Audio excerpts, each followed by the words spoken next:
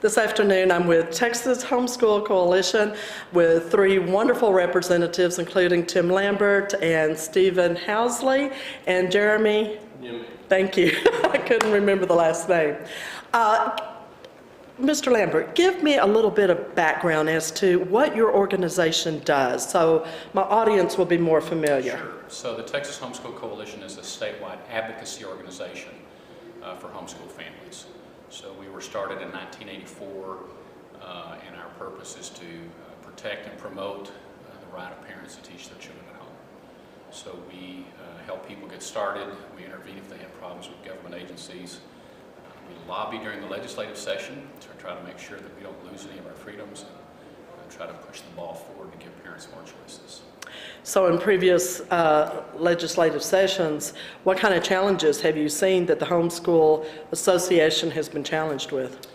Well, in 2003, after 3 sessions, we were able to get the legislature to amend the education code so that state universities had to treat homeschool graduates the same as public high school graduates for college admission. We also changed the family code to require that families or children who are receiving child support, if they're going beyond the 18th birthday and they're still pursuing a diploma, they continue to receive child support. We changed the law in 2003 to make that true for homeschool students as well. In 2007, we changed the law to require public schools to allow homeschool students to take the PSAT test because some public schools had refused to do that. So we've also, CPS is a kind of a nemesis of ours, so we're constantly trying to make sure that they are not given any more rope than they already have. Okay, I know one of the bills that y'all are advocating for this session is the Tebow Bill. Correct. Talk to me about it. So 29 other states allow a homeschool student to participate in extracurricular activities in the school district in which they live. And we've been working for many years to try to change the law to allow parents to do that. We think that homeschool parents pay taxes to support the district just like everyone else does, and there's really no reason that couldn't happen. Last session we got a bill voted out of the Senate with a good margin, and unfortunately the bill died in the Education Committee in the House. So we're back this session, and we're cautiously optimistic about that bill becoming law. Are there any downsides to it, such as, I know looking at the private schools, if they get certain funding or different things like that, then they could be challenged to have to do the same kind of testing and all that public schools have. Will that in any way play into this if you had homeschool students competing in the UIL and things like that? So Kat, it depends on what's in the bill. So our point is we would never support legislation that would put a homeschool under the authority of a public school or a public school official. So the reason that we don't want this done by UIL rule is because they can change those rules.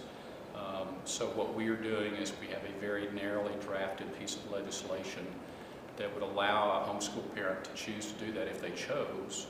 It would require, the current bill would require the student to take a standardized achievement test and score at or above grade level, because public school officials have a concern about no pass, no play. Are these children really making academic progress? So our view is if you're scoring at or above grade level on a national standardized test, then if you do that every couple of years, that we can meet that requirement, and yet it's not the state that is overseeing that. So the point that I make to folks who have some concerns about freedoms being eroded is that the way this process works, the only way they can take our freedom is that they get a bill passed the House, they get the same bill passed the Senate, and they get the governor to sign it into law. And so we've been down here for 25 years working to make sure that those things don't go in the wrong direction. That is good. How many homeschool students do we have in the state of Texas? We estimate probably somewhere between 300 and 350,000 students. So there are more students being homeschooled than in traditional private schools in Texas. Interesting. Yes. What If somebody is interested in homeschooling their children, what's involved in going into that process? Well, the first thing would be to choose a curriculum. I mean, the state law was clarified in 1994 in a Texas Supreme Court decision. It clarified that if a parent or one standing in parental authority has a curriculum that covers the basic educational goals of reading, spelling, grammar, math, and a study of good citizenship, and they are pursuing that in a bona fide manner, then they're a private school and exempt from the compulsory attendance laws. So really all you have to do is have a curriculum. Our website, thsc.org, encourages people to officially withdraw from the school, send notified letter, certified mail, and then of course a good portion of our time we euphemistically call ministering to superintendents or CPS workers or some government officials who either don't know what the law is or choose to push the envelope. What kind of challenges do you see or have experienced with the CPS? It is not unheard of for someone to call CPS and make an anonymous allegation that a family is being homeschooled and that they're not really meeting those guidelines.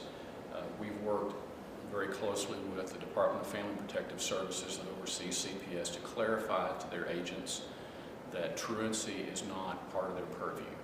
So if someone has a problem concerning attendance, they need to refer that to the local school district.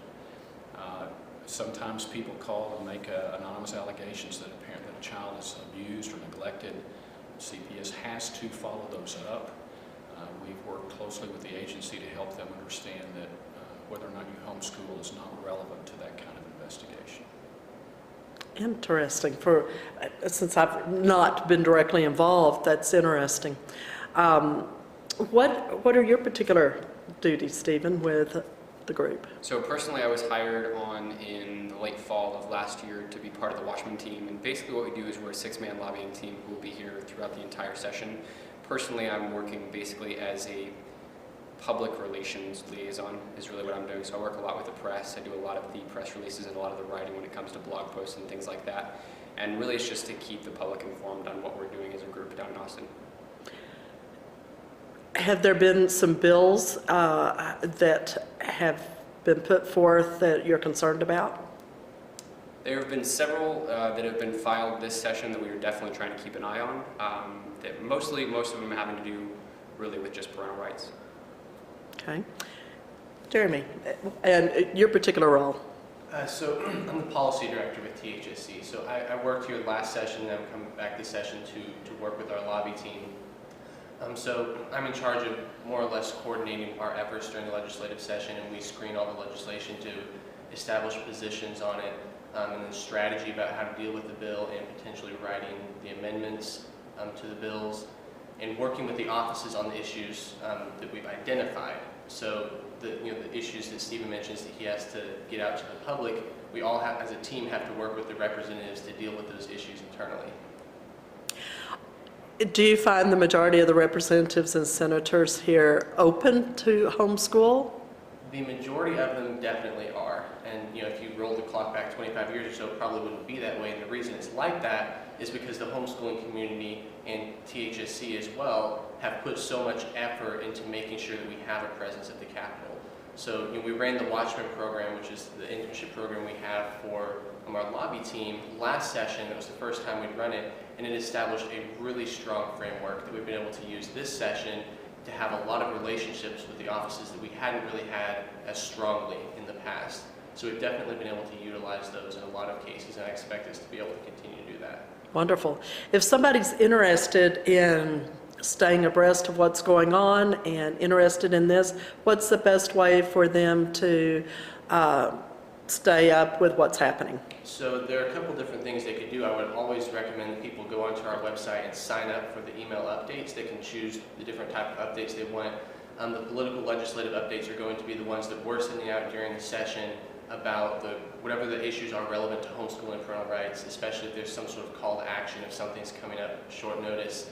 Then if they were to go to the URL thsc.org/watchman, then they'll be able to see the blog Say post. say that web address again slower. thsc.org/watchman, and then they'll be able to see all the updates that we post during the session about our positions on the bills, and they can contact their legislators through the website, and they can get a lot of the information about when the bills are coming up for a hearing and what our positions are. And it's kind of the one place they can go to get basically all the information that they need about the session. They can contact us, on any issues that they still have questions on.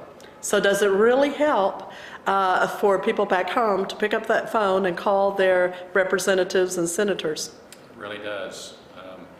And it's amazing how few calls it takes to make a difference.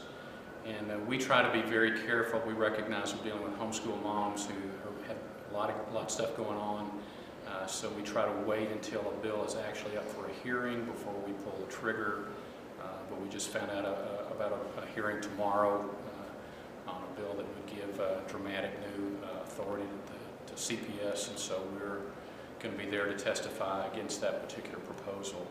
And we do, it is amazing, last session we had an official tell us that there was far more support for homeschoolers and UIL participation than for traditional private schools to participate in UIL. And I think that is related to not just our work here, but the fact that we work really hard to get homeschoolers involved in campaigns and educating elected officials while they're running for office. And that goes a long way to helping them understand about parental rights in homeschool. And I think that's great. My granddaughter is in homeschool, and she and her group will be coming in May to visit the Capitol, so I'm excited about that for them. Anything else in particular going on besides the Tebow Bill that we need to talk about? Anything else right now that's of concern? We're also working on our Texas Parental Rights Restoration Act. It's a bill that would close what we consider a loophole in the grandparent access statute that allows grandparents to abuse that system to sue fit single parents. And so this is the fourth session. We've been working on that bill, and we're very concerned. We don't believe that someone's rights as a parent should depend on how much money they have. And so we're working very diligently to try to close those loopholes and protect single parents. So on your website, is there a listing of the different bills that you're following? So if people want more information, they can go directly to the website. And that web address again is? thsc.org/watchman, and that does have a list of all the bills that we're tracking, the positions on them. All right, very good. I appreciate your time this afternoon and look forward to keeping up with y'all and what's going on here at the Capitol. Thank you very much. Thank you. Thank you.